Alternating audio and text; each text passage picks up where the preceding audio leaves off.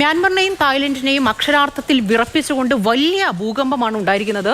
ഇപ്പോൾ നമ്മൾ ഈ സ്ക്രീനിൽ കാണുന്നത് നാഷണൽ സെന്റർ ഫോർ സീസ്മോളജിയുടെ ആ ഒരു മാപ്പ് കാണിച്ചുള്ള ഒരു റിപ്പോർട്ടാണ്. ഇതിൽ നമുക്ക് കൃത്യമായിട്ട് കാണാം മ്യാൻമറിൽ ഈ സൈസാഗ് നഗരത്തിന്റെ ഒരു 16 കിലോമീറ്റർ വടക്ക് പടിഞ്ഞാറ് ഭാഗത്തായിട്ട് അവിടെ നിന്നൊരു 10 കിലോമീറ്റർ താഴ്ചയിലാണ് ഇതിന്റെ പ്രഭവ കേന്ദ്രം. അതായത് മ്യാൻമറിന്റെ മധ്യഭാഗത്താണ് മ്യാൻമറിനെ വിറപ്പിച്ച ആ വലിയ ഭൂകമ്പം ഉണ്ടാകുന്നത്. ഈ മാപ്പിൽ നമ്മൾ കാണുന്നത് ഈ റെഡ് സർക്കിളിൽ ഈ ഡോട്ട് ഇട്ട് കാണുന്നതാണ് ഈ ഭൂകമ്പം ഏറ്റവും കൂടുതലായിട്ട് ഏത് മേഖലയാണ്, ഏത് പ്രവിശ്യയാണ് ബാധിച്ചിരിക്കുന്നത് എന്നുള്ളതിന്റെ സൂചനകൾ.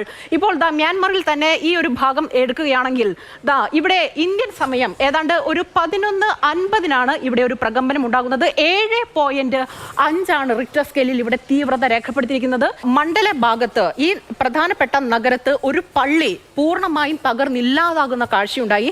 ഏറ്റവും ദാരുണമായിട്ടുള്ള സംഭവം എന്ന് പറയുന്നത് 25ഓളം പേർ ആ പള്ളിയിൽ ഉണ്ടായിരുന്നു. അവരാരും ജീവനോടെ രക്ഷപ്പെടാനുള്ള സാധ്യതകൾ ഇല്ല എന്നുള്ളതാണ്. വലിയ തോതിലുള്ള ഈ പ്രകമ്പനങ്ങൾ അത് പിന്നീട് തായ്ലൻഡിലേക്ക് കൂടി വരികയായിരുന്നു. അവിടെ തായ്ലൻഡിന്റെ തലസ്ഥാനമായിട്ടുള്ള ബാങ്കോക്കിലാണ് വലിയ തോതിലുള്ള നാശനഷ്ടം ഉണ്ടാകുന്നത്. വളരെ ദുഷ്കരമാണ് രക്ഷാപ്രവർത്തനം എന്നുള്ളതാണ് ഈ തകർന്ന കെട്ടിടങ്ങളിൽ നിന്ന് ആളുകളെ പുറത്തെത്തിക്കുന്നത്.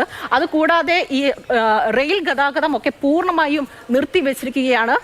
അതുകൂടാതെ പലയിടങ്ങളിലും അടിയന്തരാവസ്ഥ പ്രഖ്യാപിച്ചിട്ടുണ്ട്. വലിയ തോതിൽ മ്യാൻമറിനെ കൂടി തായ്ലൻഡിനെ കൂടി വിറപ്പിച്ചുകൊണ്ടിരിക്കുന്ന ഈ ഭൂകമ്പം അത് ചൈനയിലെ യുവാനിലും കൂടി അതിന്റെ പ്രകമ്പനം ഉണ്ടായി എന്നുള്ളതാണ്. ഇന്ത്യയുടെ വടക്ക് കിഴക്കൻ സംസ്ഥാനങ്ങളിൽ പല ഭാഗങ്ങളിലും ആ പ്രകമ്പനം ദൃശ്യമായി എന്നുള്ളതാണ്. പക്ഷേ അതിന്റെ തീവ്രത വളരെ കുറവായതുകൊണ്ട് വലിയ കാര്യമായിട്ടുള്ള നാശനഷ്ടങ്ങൾ ഉണ്ടായില്ല എന്നുള്ളത് മാത്രമാണ് ആശ്വാസം.